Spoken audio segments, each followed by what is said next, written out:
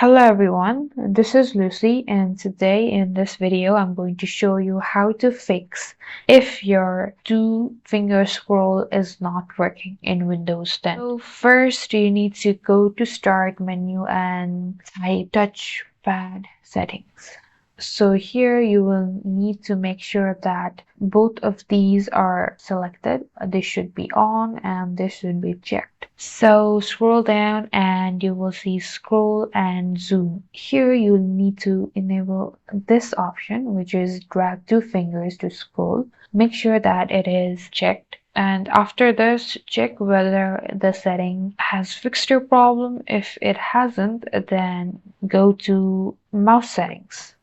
So here you will need to go to additional mouse settings right there, and it will open a new window for you. So here you will need to go to pointers, and in the scheme, under scheme, there is this rectangle. Click on it, and a drop down menu will appear. So here you will need to click on Windows Black Lars System Scheme or Windows Black System Scheme. Click either of these two and check if the setting has been updated. If it hasn't, then just go to the final process, which is going to Device Manager. Here in Device Manager, go to Mice and Other Pointing Devices. Here, click on this little arrow. As you can see, I have two mouse right here. One is my USB and the other one is the touchpad. So if you